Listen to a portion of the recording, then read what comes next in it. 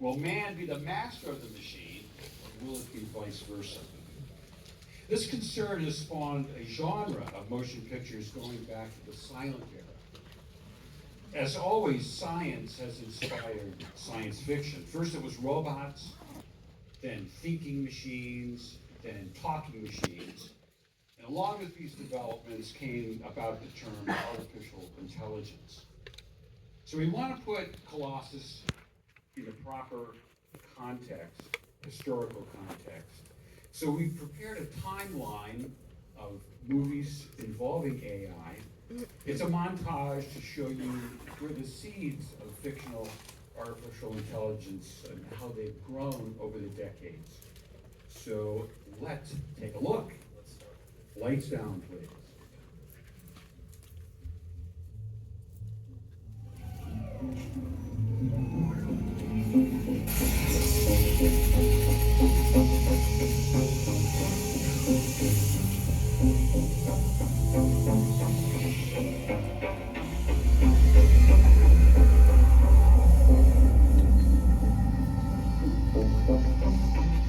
And so, ladies and gentlemen, with a great deal of pride and pleasure, I present to you Electro, the Westinghouse Moto Man.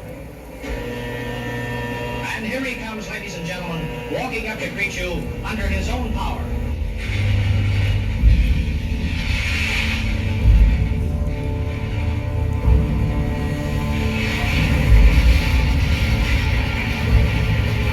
They're walking rounds, operated by remote control.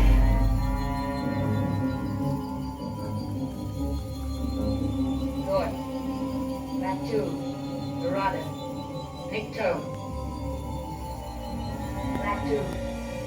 Dorada. Nick toe.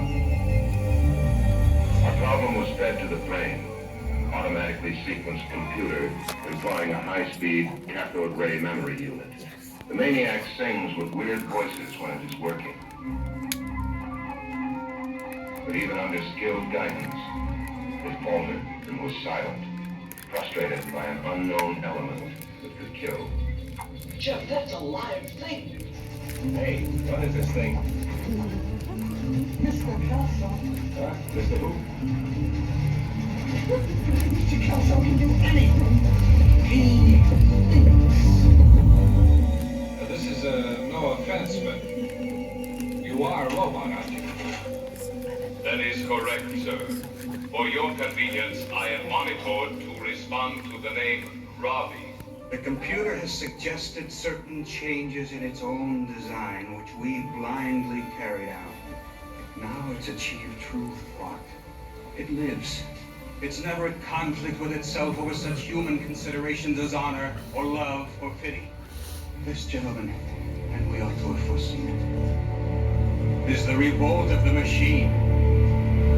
Well, gentlemen, there she is, in the rack, the modern miracle. Now, gentlemen, the purpose of this machine, of course, is to free the worker. Say that again. To free the worker from the routine and repetitive tasks and liberate his time for more important ones. No other computer contains as much recorded knowledge as yours. You're the star of all the mechanical brains. But whenever I follow your advice, I seem to louse things up. Magnus, what's the matter? Magnus, stop that! You are a threat to the security of Alphaville. I refuse to become what you call normal. Those you call not normal are far superior to ordinary men, whom we have practically eliminated. Harry, meet the boss. What does it do? Tell fortunes? It makes fortunes. Ours. Just a little toy. But it puts the MI5 and the CIA back into the Stone Age. We feed it information and pass the information on to its big brother. And back come our orders. Cuts out, Nick. Orders for Piccolo opposition agent will arrive on steps of Russian church. All security guards, move to central computer. At exactly 1600 hours today, wearing military uniform, eliminate. Oh, that's cool. I am nomad. I am perfect.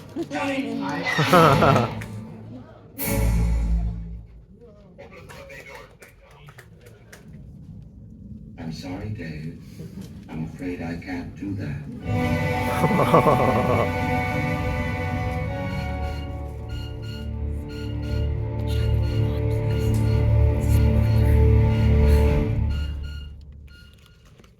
So you can see that AI has pretty much always been a villain.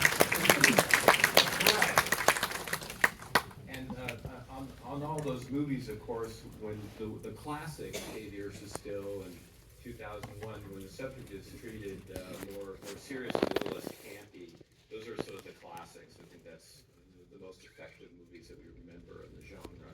Well, 1968 with Hal, this was the first, 2001 was the last film before Colossus. And it was maturing into a more serious concept for motion pictures that there was a real threat out there. It wasn't, they weren't falling in love with computers any longer, I think.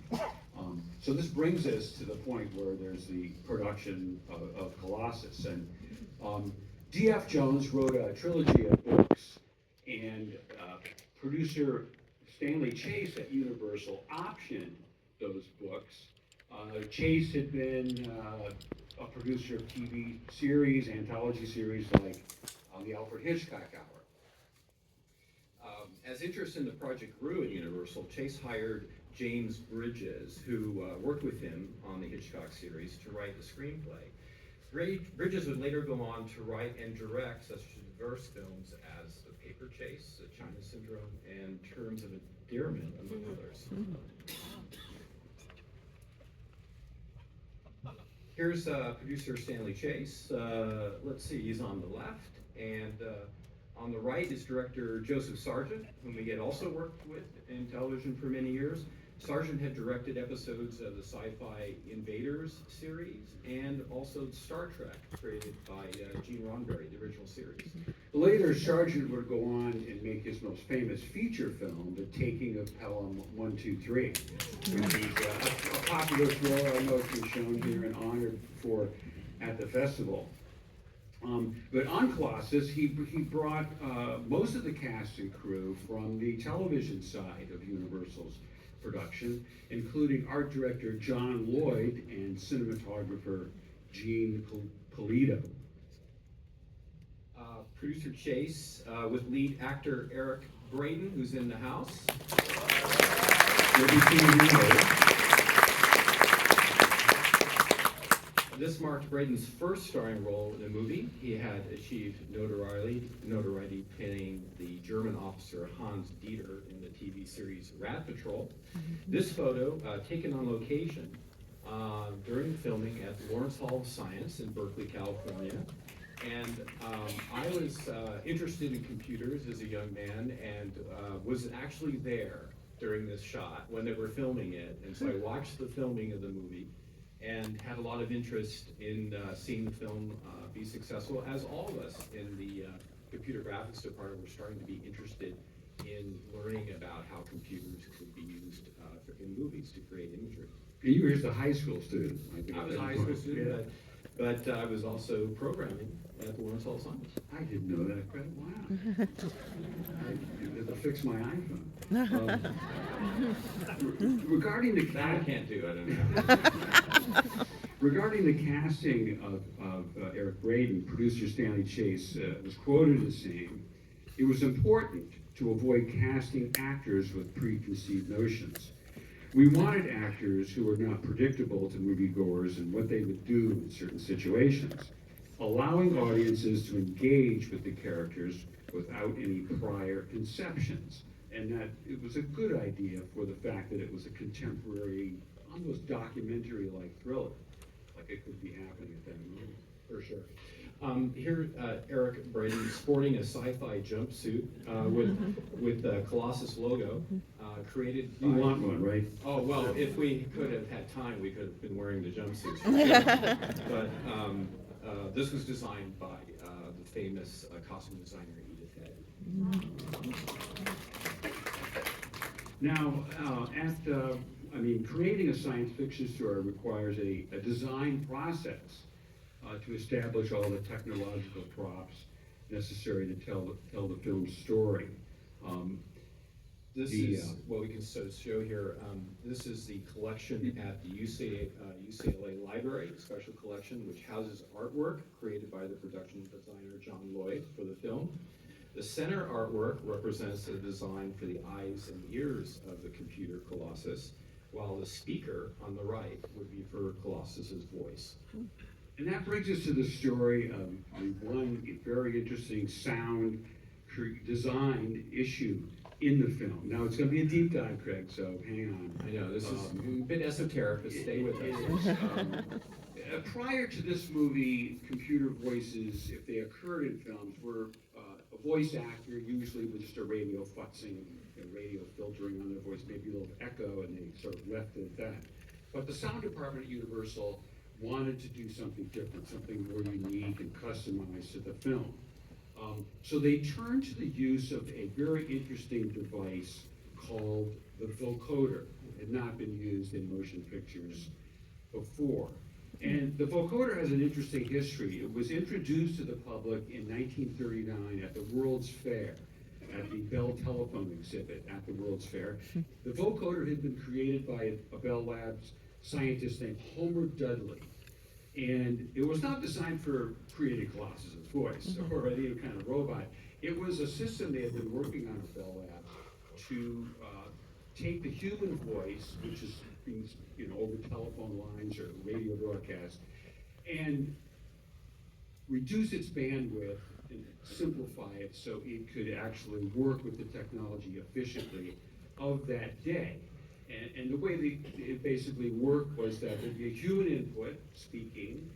Now our voice has vocal cords vibrating, we call that a buzz, and we shoot air through our vocal cavities and mouth, teeth, and tongue.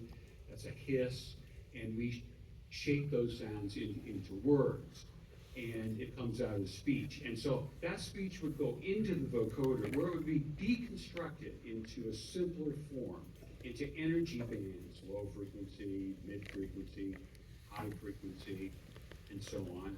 And just like a prism breaks up light into its component colors, it would be deconstructed.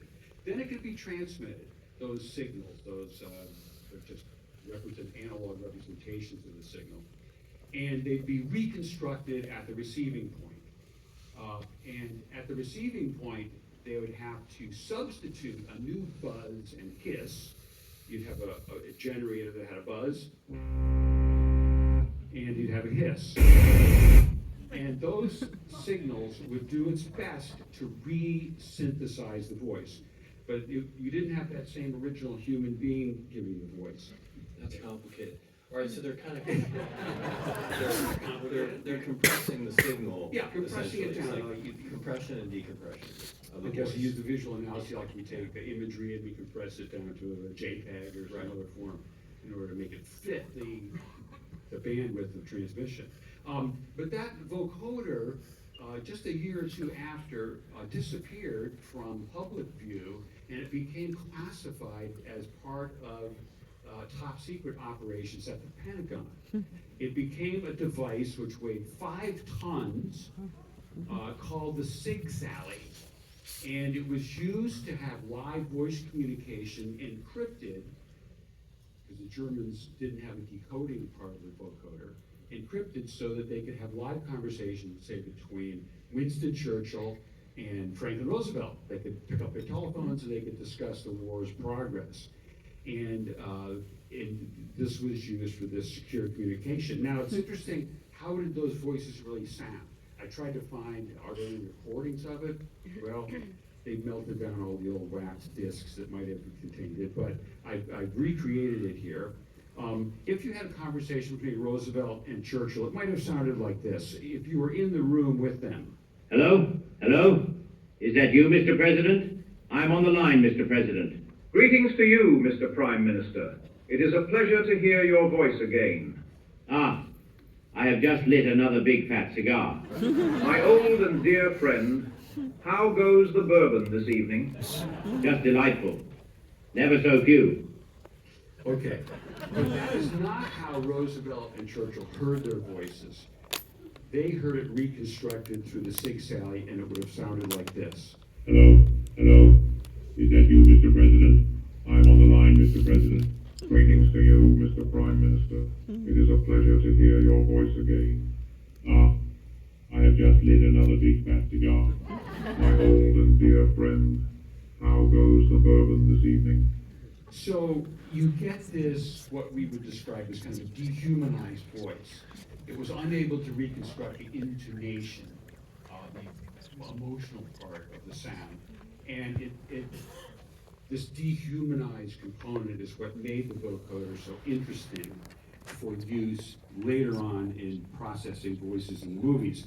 The device, after it was unclassified, it began to shrink down and it became an object on a Vogue synthesizer.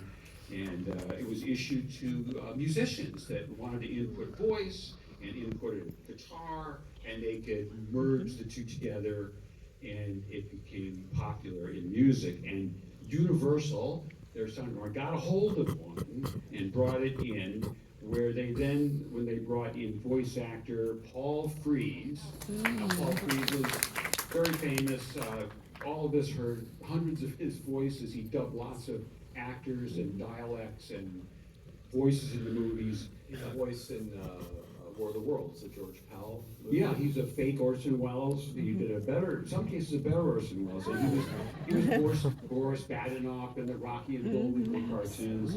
He was also the falsetto voice of Josephine, Tony Curtis's voice, in Some Like It Hot.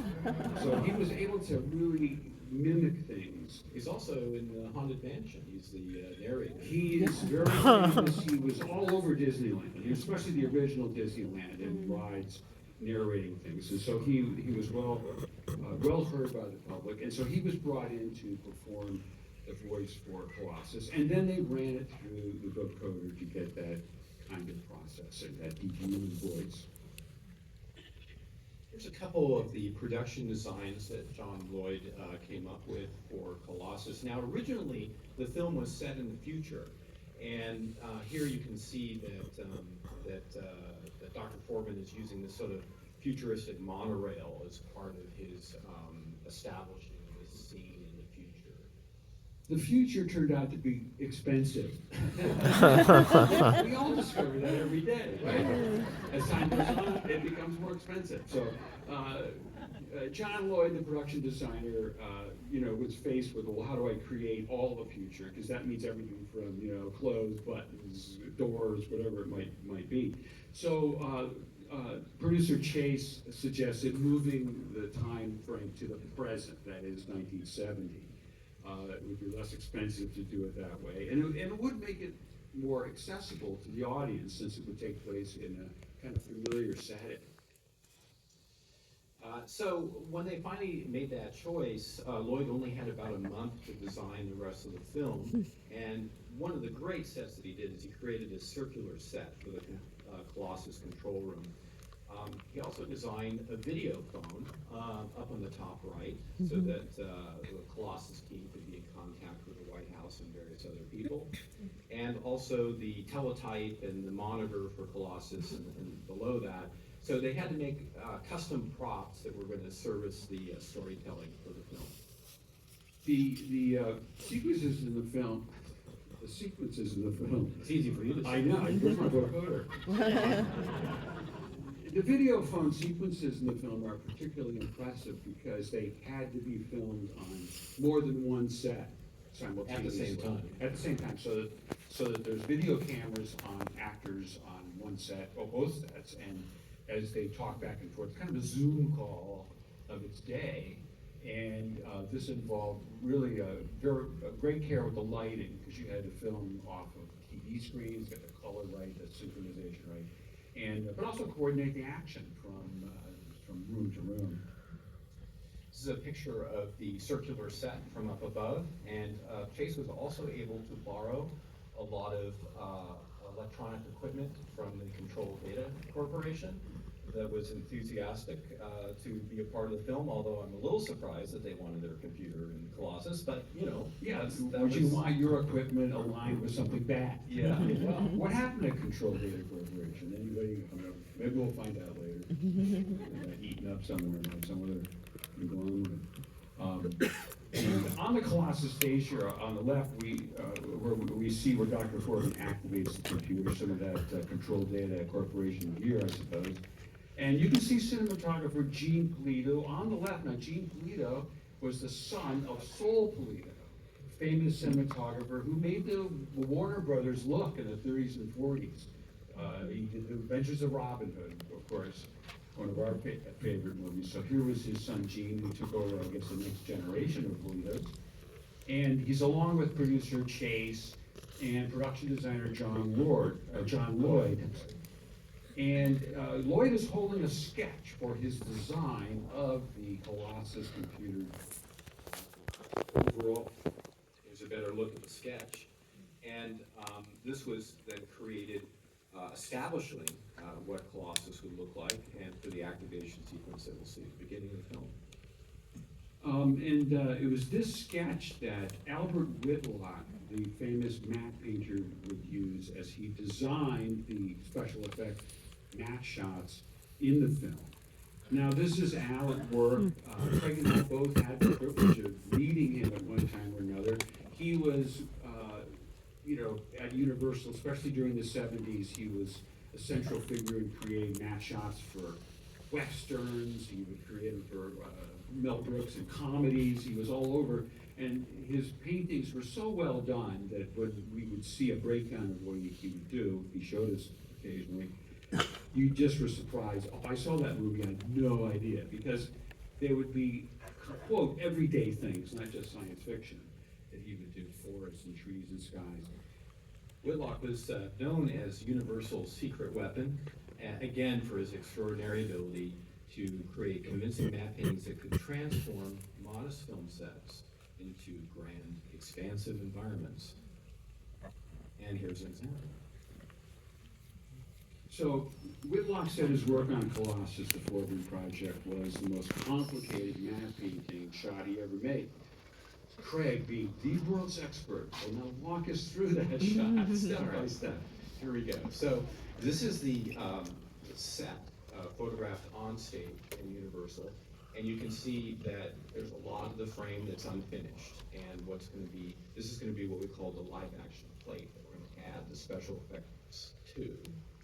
So what's going to happen next is that a black mat is going to be placed in the camera, and that's going to mat out part of the frame. Oh, sorry. Let's see if our cue starts again. We'll just wait a second. There we go. Okay.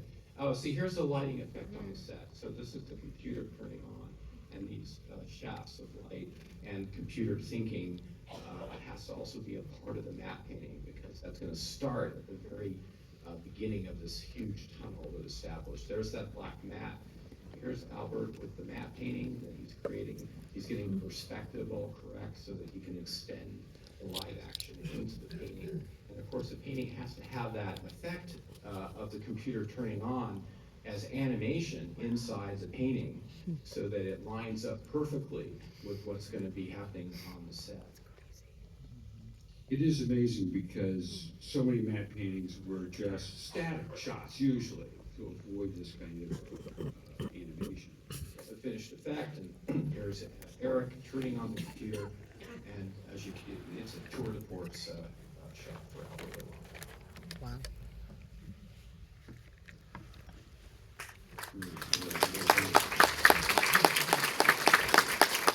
So, as we previewed a little earlier in the talk, we're going to be talking with the star of this film, Eric Braeden, after the movie Stay, because we'll have a special event with, hopefully, a big surprise. That'll keep you here. Well, I'd like to introduce Eric Braeden right now to make a few comments and say hello. We're honored to have him, and it's just terrific that he's able to be with us here today. Many of you might know him as well as Victor Newman on Young and Restless. Yeah. I have to catch up on that series. But he can tell you he's been around for a long time, and of course he's still going strong. I'd like to introduce him now. Mr. Braeden, are you here in the dark? Mr. Forbin.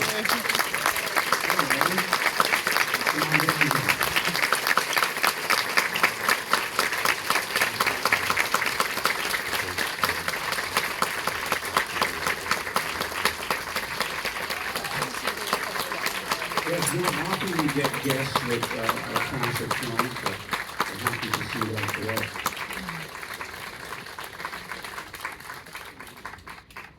How do you do? Yeah, well, very good. Very good. The new hip, the new knee, everything is a bit slower. You know, I learned more about this film from the introduction than I remember. I'm a technophobe. I'm longing for the days of on and off. So this reminds me of early physics and math classes in German high school when I fell asleep. Because the teachers were not very interesting. You, by the way, are very interesting. Thank you so much for this thorough introduction, extraordinary. And my goodness, this is how many years ago? 1970. Just extraordinary. Douglas Town came in 1960. My first film was Operation Eichmann, a dreadful piece of nothing. When the Templar started it, I played his cohort, and they've just got that monster in Argentina. And then onward to television. MGM, where we did the Rat Patrol, Combat. I think John Landis is here. Did you do Combat? You did not. No. But you did. John, you probably did a stunt in Combat, though, right? Yes. So. Oh, that's right. You beat 12. Stanley Chase approached me for Colossus. I said, "What is that?" And he said, "Fiction." I said, "Okay." I was in Spain doing a film with Burt Reynolds and Jim Brown and Raquel Welch called 100 Rifles. And they flew me over to Universal. Had 5 days off. Excuse me. Tom Rice directed 100 Rifles. And I did the test at Universal Studios with Stanley Chase's wife, Dorothy Rice. Flew back to Spain. We shared a big flat with Fernando Ramos and Esther Williams in Madrid. And the call came in from an agent 3-4 days later. And he said, "Guess what?" I said, "What?" He says, "Lou Wasserman wants you to star in Colossus." Well, any of you who have been in this business, actors or directors, whatever, you know what that means. It's a moment of extraordinary jubilation. And he said, "But." I said, "But what?" She said, "I want you to change your name from Hans Gurigas to Eric Braeden." Hans Gurigas is my given German name. And I said, "Tell him to fuck himself." And then my wife, who knew how tired I was of playing Germans, how tired I was of that vilification and that stereotype, that typing, talked me into changing my name. So every morning on the set, Raquel and Jim and Reynolds had a new name for me. So, but I took the first part of Braedenweg, which is the Wilhelm from Germany. I needed something to hold on to emotionally, hence Eric Braeden. Anyway, there you go, and let's proceed. Woo!